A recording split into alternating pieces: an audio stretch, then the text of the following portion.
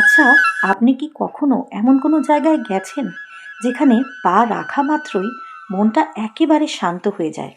আজ আমি আপনাদের নিয়ে চলেছি বাংলার এক অসাধারণ আধ্যাত্মিক ও শান্তিময় জায়গা, হ্যাঁ, বেলুড় রামকৃষ্ণ মঠ। চলুন আজ একসঙ্গে হাঁটি, অনুভব করি আর এই পবিত্র স্থানটাকে আবিষ্কার করি। পবিত্র গঙ্গা নদীর পশ্চিম তীরে অবস্থিত বেলুড় মঠ শুধু একটা মন্দির নয়, এটা একটা অনুভূতি। এখানে এলে বাতাসটাকে যেন হালকা মনে হয়, শহরের কোলাহল ধীরে ধীরে মিলিয়ে যায় আর চারপাশে শুধুই শান্তি। আমি যতবার এখানে আসি প্রতিবারই জায়গাটা নতুন করে মন ছুঁয়ে যায়। বেলুড় রামকৃষ্ণ মঠ প্রতিষ্ঠা করেছিলেন স্বামী বিবেকানন্দ, যিনি ছিলেন শ্রী শ্রী রামকৃষ্ণ পরমহংসদেবের অন্যতম প্রধান শিষ্য। কাল তার জন্মতিথি। চলুন টেস্ট অ্যান্ড ট্রাভেলের চোখ দিয়ে আপনারা আরেকবার ঘুরে দেখুন বেলুড় রামকৃষ্ণ মঠ। এটাই রামকৃষ্ণ মিশনের সদর দপ্তর, যা প্রতিষ্ঠিত হয় 1897 সালে। এই মঠের স্থাপত্য সত্যি অনন্য। এখানে আপনি দেখতে পাবেন হিন্দু, মুসলিম ও খ্রিস্টান স্থাপত্য শৈলীর মিশ্রণ। স্বামী বিবেকানন্দ বিশ্বাস করতেন সব ধর্মই শেষ পর্যন্ত একই সত্যের দিকে নিয়ে যায়। এই মন্দির সেই ভাবনারই প্রতিচ্ছবি। যেহেতু এই মন্দিরের ভেতরে ছবি তোলা এবং ভিডিওগ্রাফি নিষিদ্ধ, তাই মন্দিরের ভেতরে আপনাদের নিয়ে যেতে পারলাম না। তবে চলুন ঘুরে দেখি চারপাশটা আর এখানকার ভোগ প্রসাদ গ্রহণ করার ব্যবস্থা কেমন।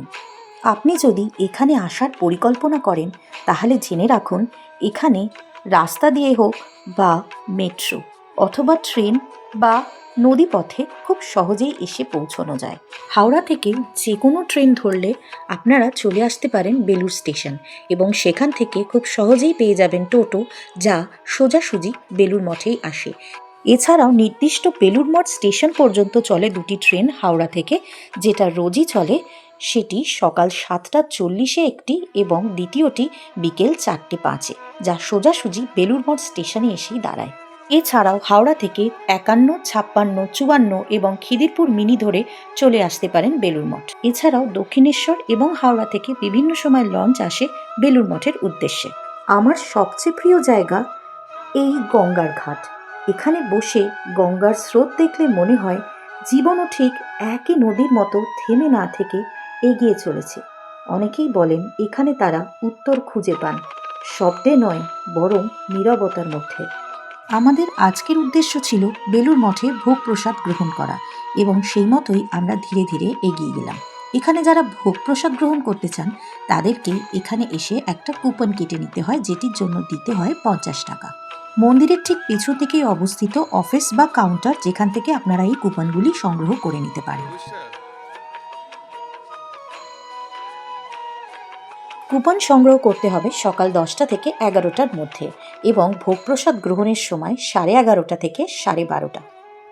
চারপাশটা অদ্ভুত সুন্দরভাবে সাজানো এবং সেই সব দেখতে দেখতে আমরা পৌঁছে গেলাম প্রসাদ গ্রহণ করা হয় যেই হলে, সেখানে।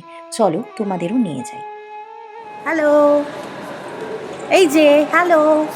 Hello, high. চলুন এবার যাওয়া যাক ভোগ প্রসাদ হলের দিকে।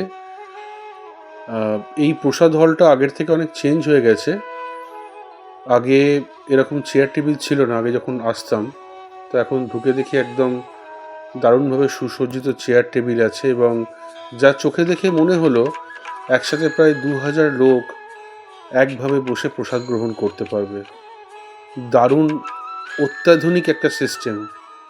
প্রতিটি টেবিলে সযত্নে সাজানো থালা বাসন দেখে মনে হলো সেগুলো কিন্তু ভীষণ ভালোভাবে পরিষ্কার করা। এবং যদি আপনি ভালো করে খেয়াল করেন তাহলে দেখতে পাবেন প্রত্যেকটা জায়গার কোণা পর্যন্ত একদম পরিষ্কার। চলুন এবার দেখি ভোগ প্রসাদে কি কি দেওয়া হয় এখানে। দেখুন, প্রসাদের তো সেইভাবে কোনো রিভিউ হয় না, কারণ প্রসাদ সর্বদাই অমৃত সমান। তাই আমার মনে হয় আলাদা করে রিভিউ না দিয়ে আপনাদের বলি প্রসাদে কি কি ছিল। প্রথমেই ছিল একদম গরম গরম ধোয়া ওঠা খিচুড়ি, যেটার মধ্যে নানা রকম সবজি ছিল, যেমন বিট, গাজর, কপি এটসেট্রা। তার সঙ্গে ছিল একটা পাঁচমিশালি তরকারি, যেটার মধ্যে থোড়, মূলো, ফুলকপি, বাঁধাকপি, বিভিন্ন রকম সবজির স্বাদ আমি পেলাম। যদিও খিচুড়িটা বেশ গরম, খেতেও বেশ কষ্ট হচ্ছিল, তবে শীতকাল বলে খাওয়া গেল। গরমকালে আপনাদের একটু সময় লাগবে খেতে। তবে এই প্রসাদের স্বাদ অনবদ্য, অতুলনীয়। প্রতিটা গরসে যেন মনে হচ্ছিল ভেতরটা পবিত্র হয়ে যাচ্ছে। এরপর এলো চাটনি, যেটা তৈরি করা হয়েছিল আমড়া দিয়ে। তারপর এলো লাড্ডু, এই জিনিসটা কিন্তু আমার ভীষণ প্রিয়। আর তারপর যেটা এলো সেটার নাম পরমান্ন। নামেই ধন্য, আলাদা করে তো বলার কিছু নেই। তোমরা কারা পরমান্ন খেতে ভালোবাসো সেটা কিন্তু কমেন্ট বক্সে জানিও। প্রসঙ্গত বলে রাখি, প্রসাদ গ্রহণের পর মঠের ভিতরে কিন্তু আর থাকা যায় না। মঠ আবার খোলে বিকেল 4:30। তোমরা চাইলে আবার বিকেল 4:30 কিন্তু প্রবেশ করে মঠ ঘুরে দেখতে পারো।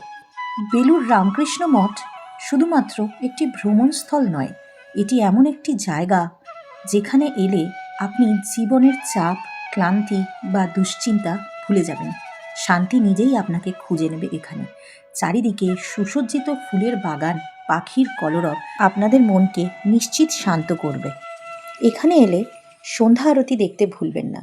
শীতকালে এবং গ্রীষ্মকালে সন্ধ্যা আরতির সময়টা আলাদা হয়, যেটা আপনি এখানে এলেই জানতে পারবেন।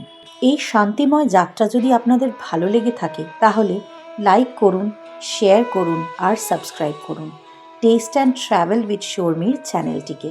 কমেন্টে অতি অবশ্যই জানাবেন আপনি কি আগে বেলুড় মঠ এসেছেন, নাকি এটা আপনার ভবিষ্যৎ ভ্রমণ তালিকায় রয়েছে। পরের ভিডিওতে আবার দেখা হবে।